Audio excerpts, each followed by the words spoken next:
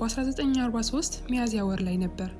ማክስ የተባለው ልጅ ጫካ ውስጥ ተደብቆ እየራበውና እየጠማው ይኖራል። በጦርነቱ ምክንያት የነበረው ሁሉ ነገሩን ነበር ያጣው። እናቱ፣ እህቱ፣ የሚኖርበት ቤትና የመኖር ተስፋው። አሁን በዚህ ጨለማ መሃል ሆኖ ለመኖር ምክንያት የሚሆነው ነገር ያገኛል። እንደሱ ያለ ህይወቱን ለማዳን ወደ ጫካ የመጣ ሌላ ጓደኛ። ትንሽ እንደቆዩም ሌላ እናቷ የሞተችባት ህፃን ልጅ ያገኛሉ። ወታደሮች ብቻ ሳይሆኑ ሰውም ጨካኝ በነበረበት ጊዜ ለመኖር የሚታገሉ ህፃናት በነበሩበትም ህይወት የሚያሳይ እውነተኛ ታሪክ ነው። በ1943 ሁለተኛ የዓለም ጦርነት በነበረበት ጊዜ ነበር። አብዛኛው የፖላንድ ግዛት በጀርመን ቁጥጥር ውስጥ በነበረበት ጊዜ። በዚህም ምክንያት በአካባቢው ይኖሩ የነበሩት የአይሁድ አማኞች ከየቤታቸው እየተወሰዱ ይገደሉ ነበር። አሁን የቀረቻቸው አንድ የፖላንድ ከተማ ብቻ ናት። ወደ እሷን ገቡና አይሁዶቹን ለቅመው ወደ መኪናቸውን ጭነው ወደ ካምፕ ይወስዷቸዋል። ከነዚህ እስረኞች መሃልም የማክስ ቤተሰብ ነበሩ። ማክስ ከእናቱና ከታናሽ እህቱ እየኖረ እያለ ነበር የጀርመን ወታደሮች መጥተው ከቤታቸው የወሰዷቸው። አሁን አንድ ክፍል ውስጥ ተዘግቶባቸው እያለ ታናሽ እህቱ ውሃ እንደጠማት ለማክስ ትነግረዋለች። ማክስም ንቁ ልጅ ነበርና ጫማ በመስኮት አውጥቶ ከመሬት ቀጥቶ ያመጣላታል። እናቱ ሁሌ በሱ እንደኮራች ነበርና ዛሬም አንተ ባትኖር ምን እንሆን ነበር ትለዋለች። ምን ያህል ጀግናና ንቁ እንደሆነም መርሳት እንደሌለበት ታስታውሰዋለች።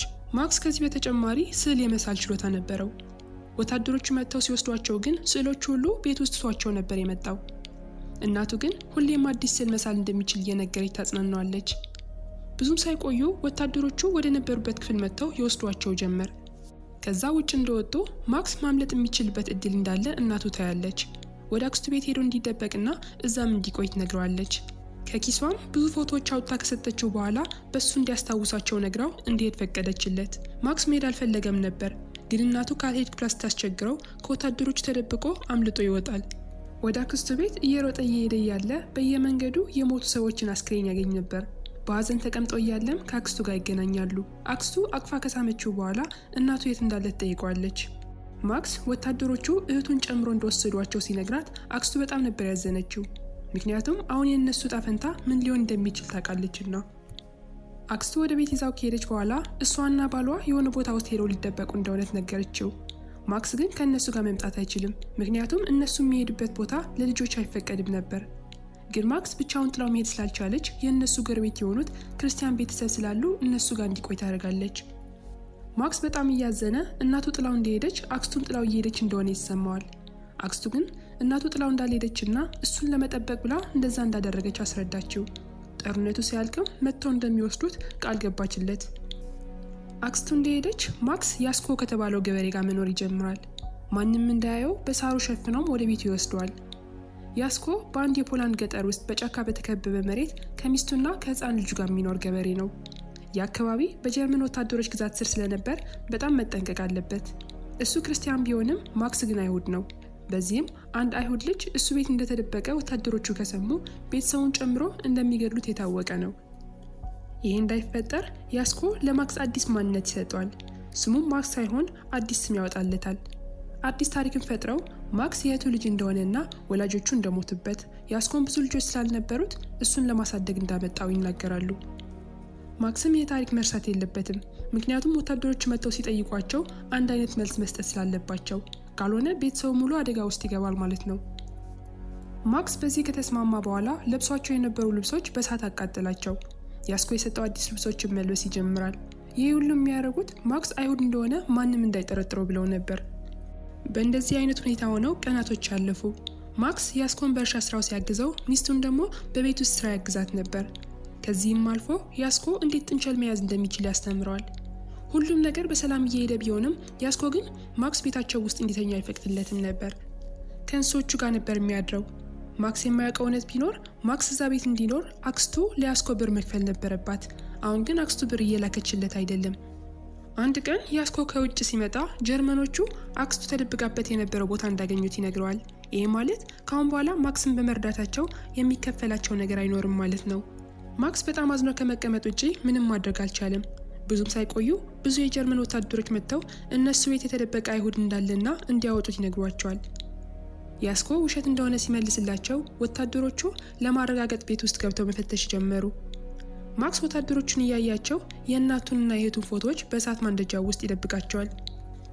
ከዛ አዛዡ ፊት ለፊቱ ተቀምጦ ሲጋራውን ለኮሰና እሳቱ ወደ እሳት ማንደጃው ይጥለዋል። በእሳቱ ምክንያት የማክስ ፎቶዎች መቃጠል ጀመሩ። ማክስ ግን ምንም ማድረግ አልቻለም። አዛዡ ቀጥሎ ለያስኮ ማስክ ልጅህ ነው ወይ ብሎ ይጠይቀዋል። ማክስም እንደተነገረው ያ የውሸት ታሪክ ለአዛዡ ይነግረዋል። ማክስ ሲናገር በኮንፊደንስ ስለነበር አዛዡ ምንም አልጠረጠረም። ትንሽ ቆይተው ወታደሮቹ የከብቶቹን ክፍል ሲፈትሹ የተደበቀ አትክልት ያገኛሉ። ማክስ የደበቀው ምግብ ነበር።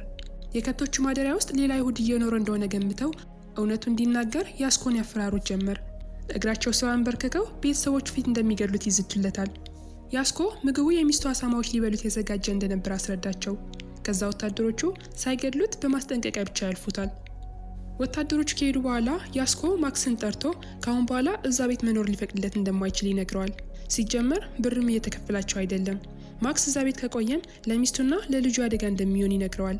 ማንም የጎረቤቱ ሰው ማክስ አይሁድ እንደሆነ ካወቀ ለወታደሮቹ መናገሩ አይቀርም። በዚህም ተነጋግረው ያስኮ ማክስን ይዞት ወደ ጫካው ይገባል። ወንዙ ዳር የነበረች አንድ ዋሻ ማሳየውና እዛ መኖር እንዲጀምር ይነግረዋል። ለምግብ ከፈለገ ደግሞ ከአትክልቶቹ ካልሆነም ጥንቸል አጥምዶ እንዲይዝ ይነግረዋል። ዋሻ ውስጥ እሳት እንዳያነድም ደጋግሞ አስጠነቀቀው። ማክስ በጣም ቢያዝንም ግን ሌላ ምርጫ አልነበረውም።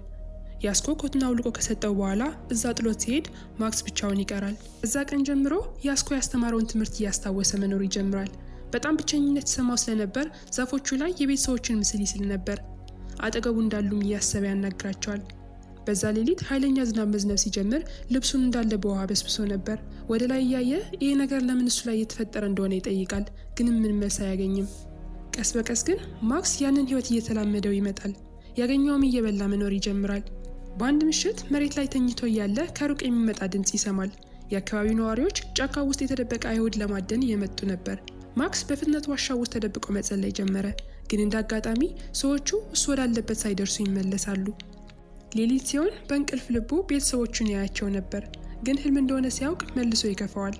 ፎቶዋቸውን ስላቃጠሉበት ደግሞ መልካቸው በአእምሮ ለማቆየት ይታገላል። በእንደዚህ አይነት ሁኔታ ቀናቶች ያልፋሉ። አንድ ቀን ማክስ በዛፎቹ ስር እየተደበቀ እያለ አንድ ሌላ ልጅ ይመጣል። እሱም አይሁድ ሆኖ ከጀርመን ወታደሮች አምልጦ እዚህ ለመደበቅ ነበር የመጣው። ልጁ መጀመሪያ ማክስን ሲያየው በጣም ነበር የደነገጠው። ማክስ ግን ተረጋግቶ ራሱን ያስተዋውቀዋል። የልጁ ስም ያኒክ ሲሆን ቤተሰቦቹ እንዳለ ተገድለውበታል።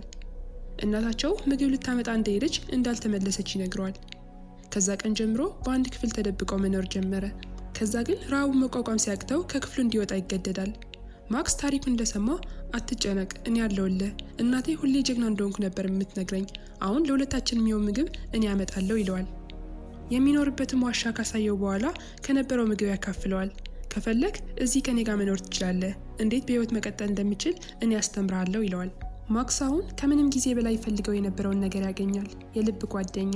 እንጨት ለመሰብሰብ ሲወጡ ማክስ ክርስቲያን መሆን በጣም ነው የምፈልገው፣ የእነሱ አምላክ እየጠበቃቸው እንደሆነ ይሰማኛል፣ ክርስቲያን ብንሆን ኖሮ እዚህ ጫካ ውስጥ መደበቅ አይኖርብንም ነበር ብሎ ለያኒክ ሲነግረው ያኒክ በየዋህነት እንዴት ነው ክርስቲያን የሚኮነው ብሎ ይጠይቀዋል። ማክስም እሱ ባውቅ ኖሮ እዚህ ያልሆንም ነበር ብሎ ይመልስለታል። አሁን ሁለት ስለሆኑ ህይወት እየቀለላቸው ይመጣል። ማክስም ብቸኝነቱን አያጠቃውም፣ ግን የሚያገኙት ምግብ በፍጥነት ነበር የሚያልቀው፣ ለማግኘትም ይቸገራሉ።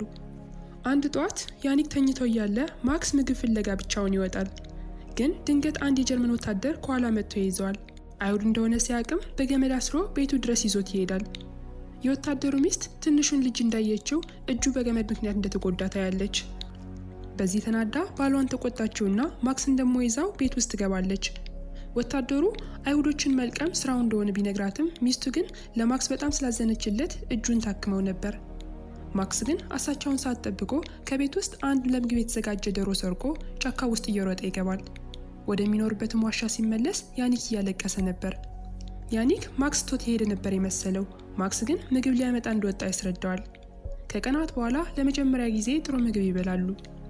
ግን ወቅቱ እየተቀየረ ስለነበር አየሩ ብርዳማ ይሆንባቸዋል። እየባሰ መሄዱ ስለማይቀር ዋሻቸው በደንብ እንዲገነቡትም ይስማማሉ። ካልሆነ ግን በብርድ መሞታቸው አይቀርም። ከዛ በኋላ ሁለቱ አንድ ላይ ሆነው ጠንካራ መኖሪያ ቤት ይገነባሉ። በበሩ ደጃፍ ተቀምጠው እያሉ ማክስ ይሄ ሁሉ ሲያልቅ ስዕሎቼ እንዲሸጥ ታግዘኛለህ፣ ብዙ ብር እናገኛለን፣ እንደፈለግነውም እንበላለን ይለዋል። ማክስ ሁሌ ስዕሎችን የሚስልበት ዓለም ይታየዋል። በዛ ሁኔታ ውስጥ ሆኖ እንኳን አእምሮ ብዙ ስዕሎች ነበሩት። ግን ብርዱ እየበረታ ሲመጣ ምግብ ማግኘት አስቸጋሪ ይሆን ጀመር። አንድ ቀን ሁለቱ አብረው ሆነው ምግብ እየፈለጉ እያሉ ከኋላ አዳኞቹ ያዩዋቸዋል።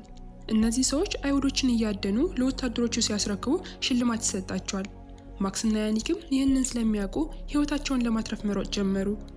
ሰዎቹም ተስፋ ባለመቁረጥ ያራሩጧቸዋል። ትንሽ እንደተጓዙ ግን ያኒክ አደናቅፎት ይወድቃል። በዛ ሰዓት ማክስ ራሱን ለማትረፍ ያኒክን ትቶት መሮጥ ነበረበት። ከአዳኞቹ አምልጦ አንድ ዛፍ ውስጥ ይደበቃል። ከሰዓታት በኋላ አዳኞቹ እንደሄዱ ሲያቅ ማክስ ከተደበቀበት ወጥቶ ወደሚኖርበት ዋሻ ይሄዳል። ደስ የሚለው ነገር ግን ያኒክም እዛ ነበር። ማክስ ሲያየው በጣም ነበር ደስ ያለው። ጓደኛው የሞተ መስሎት ነበር። ለዚህም ራሱን ተጠያቂ አድርጎ ራሱን ሲወቅስ ነበር። አሁን ግን ምንም ሳይጎዳ በሕይወት ሲያገኘው በጣም ነበር ደስ ያለው። አንድ ምሽት ዋሻቸው ውስጥ እያሉ ማክስ የቤተሰቦቼን መልክ እየረሳሁት ነው ብሎ ይነግረዋል። ያኒክ እኔን ግን አትረሳኝም አይደል ብሎ መልሶ ይጠይቀዋል። ማክስ ወደ ያኒክ ፊቱን አዙሮ ለምን እንደዛ ትላለህ ብሎ ሲጠይቀው ያኒክ ፈገግ እያለ እያረጀ ስትመጣ ጸጉርህም ነጭ ሲሆን እኔን ታስታውሰኛለህ አለው። ማክስ ለትንሽ ደቂቃ በዝምታ ከቆየ በኋላ እዚህ ከመጣው በኋላ ፈጣሪ ብቻዬን የተወኝ መስሎኝ ነበር፣ ምናልባት አንተ ወደዚህ የላከ ፈጣሪ ይሆናል ብሎ መቼም እንደማይረሳው ቃል ይገባለታል። ሌሊቱ አልፎ እንደነጋ የተኩስ ድምፅ ከእንቅልፋቸው ይቀሰቅሳቸዋል። ወኔያቸውን ሙሉ ሰብስበው ምን ተፈጠረ ለማየት ወደ ውጭ ይወጣሉ። በወንዙ ዳርም የተገደሉ አይሁዶች አስክሬን ያገኛሉ። የገደሏቸው ጀርመኖች እንደነበሩ እርግጠኞች ናቸው። ያኔ ማክስ አንድ ሀሳብ መጣለትና የሞቱትን ሰዎች ልብሶቻቸው እንዲወስዱ ለያኒክ ይነግረዋል። ብርዱ እየበረታ ስለሆነ የሚያሞቃቸውን ልብስ ይፈልጋሉ። ልብሱን አውጥተው እንደጨረሱ የሚያለቅስ ሕፃን ልጅ ድምፅ ይሰማሉ። ማክስ ሕፃኗን ማዳን ይፈልጋል። ያኒክ ግን ሕፃኗ ያለችው በወንዙ በሌላኛው ገጽ ነው። የወንዙ ውሃ ደግሞ በጣም ብርዳማ ስለሆነ እሱን ስንሻገር ልንታመም እንችላለን ብሎ ያስጠነቅቀዋል። ማክስ ግን ጨክነው ሕፃኗን ጥሎ መሄድ አልቻለም። በመጨረሻም ሁለቱ ሆነው የብርዳማ ወንዝ ተሻግረው ሕፃኗን ያድኗታል። ማክስ ሕፃኗን ተሸክሞ እንደተመለሰ ልብሶቹን ይቀይራል። አሁንም ግን ሕፃኗ ማልቀሷን መቆም አልቻለችም። ያኒክ በዛ ሰዓት በጣም ፈርቶ የእሷ ለቅሶ ሰው ከሰማ እኛን እንያዛለን ይለዋል። ማክስም የእውነት ያውቅ ነበርና እንደምንም ሕፃኗን አባብሎ እንድተኛ ያረጋታል። ያኒክ ግን አሁንም በፍርሃት እንደተንቀጠቀጠ ነበር። ማክስ ሕፃኗ እንደተኛች ለሁለቱም የሚሆን ምግብ ለማግኘት ወደ ውጭ ይወጣል። ምግብ ፍለጋ ላይ ያለም የተወሰኑ የራሻ ወታደሮች ያገኙታል። ምንም ሊጎዱት አልፈለጉም። አንዱ ግን ወደ እሱ ተጠግቶ ቢላውን ከቀማው በኋላ እዚህ ጫካ ውስጥ መንቀሳቀስ አደገኛ እንደሆነ ይነግረዋል። ማክስም ያሉትን ሰምቶ ከእነሱ ጋር ስላልወሰዱት አመስግኖ ወደ ዋሻው ይመለሳል። ግን አሁንም ምን ማድረግ እንዳለበት አያውቅም። የሚበላ ምግብ የላቸውም። ሕፃኗ ከራባትም ማልቀሷ ስለማይቀር የሆነ ነገር ማድረግ አለበት። በመጨረሻ አማራጭ ሲያጣ ሕፃኗን ይዞ ወደ ያስኮ ቤት ይሄዳል። ያስኮ ማክስ ሕፃን ልጅ ይዞ ሲያየው በጣም ነበር የደነገጠው። ብዙ ወራቶች ስላለፉ ማክስ ሞቷል ብሎ ነበር ያሰበው። አሁን ግን በሕይወት እንዳለ ሲያይ በጣም ነበር ደስ ያለው። ሕፃኗን ከእጁ ይቀበለውና ምን ያህል ጠንካራና ጀግና እንደሆነ ይነግረዋል። ማክስም ስለ ጓደኛው ያኒክ ነግሮት አሁን ግን ታሞ እንደተኛ ይነግረዋል። በሽታው የተነሳው በብርዱ ምክንያት ስለሆነና ብዙም መንቀሳቀስ እንደማይችል ይነግረዋል። ያስኮ ይህንን ሲሰማ ራሻውያኑ ወደዚህ በጣም እየተጠጉ ነው፣ ጀርመኖቹም ከዚህ እየወጡ ነው። ማታ ጨለማ ሲሆን ጓደኛህን ይዘው ወደዚህ ና፣ አሁን እንደ ድሮ ሁኔታው ብዙ አያስፈራም ይለዋል። ማክስ ይህንን ሲሰማ ልቡ በተስፋ ይሞላል። እየሮጠም ያኒክ ወደ ነበረበት ዋሻ ይመለሳል። ያኒክ አሁንም አልተሻለውም። ማክስ ትንሽ እንዲሞቀው ብሎ የራሱን ኮት አውልቆ ይሰጠዋል፣ ግን ምንም ለውጥ የለውም። ጦርነቱ እያለቀ ነው፣ አሁን ወደ ቤት መመለስ እንችላለን እያለ ሊያረጋጋው ሲሞክር ያኒክ ደግሞ ደስ ይላል፣ አሁን ከቤተሰቦች ጋር ልትገናኝ ነው ብሎ ይመልስለታል። ማክስ ግን አሁንም የኔ ቤተሰብ አንተ ነህ ብሎ ትንሽ ረፍት እንዲወስድ ያደርጋል። በነጋታው ማክስ አይኖቹን ሲገልጥ ያኒክን ይቀሰቅሰዋል፣ ግን እየሰማው አልነበረም። ያኒክ ሞቷል። ማክስ ማመን አልፈለገም። የብቸኛ ጓደኛው መሞቱ ልቡን ይሰብረዋል። አጠገቡ ሆኖ እየቀሰቀሰው እንዲነሳ ስሙን ደጋግሞ ይጠራዋል፣ ግን ምንም መልስ አያገኝም። በዛ ሰዓት ያስኮ እነሱ ወደ ነበሩበት መጥቶ ማክስን አቀፈውና ጀርመኖቹ ከዛ መንደር እንደወጡ ይነግረዋል። በኋላ ያኒክ እንደሞተ ሲያይ ግን በጣም ያዝናል። በዛ ይኖሩበት በነበረ ዋሻ ውስጥ ቀብረውት ይሄዳሉ። ከዛ በኋላ ያስኮ ማክስን ይዞት ወደ ቤቱ ይሄዳል። ብዙ ሳይቆይ ጦርነቱ እንዳለቀና ጀርመኖች ፖላንድ ሙሉ ለቀው እንደወጡ ይሰማሉ። ማክስ ይህንን ሲሰማ እያለቀሰ ነበር። እንባው ግን የደስታ እንባ እንጂ የሀዘን አልነበረም። ከቀናት በኋላ ማክስ ወደ ቤቱ ይመለሳል። እናትና እህቱ ግን በሕይወት አልነበሩም። ይህ እውነተኛ ታሪክ ነው። ፊልሙ ሲያልቅም ያ ትክክለኛው ማክስ እናየዋለን። አሁን አርጅቶ የእድሜ ባለጸጋ ነው። ግን ሁሌ የሚያሳስበው ነገር ያቺ እሱና ያኒክ ያዳናት ሕፃን ልጅ የት ይሆን ያለችው እያለ ነው። አሁን ከ75 ዓመታት በኋላ እሷም ትልቅ ሴት ሆና ይገናኛሉ። ልጆቿም ከእሷ ጋር ሆስፒታል ውስጥ ነበሩ። ማክስ ድጋሚ ሲያያት ከልቡ ነበር ደስ ያለው። እጇን ይዞ ወደዛ ቀን በሀሳብ ተመልሶ ፊልሙ ያልቃል።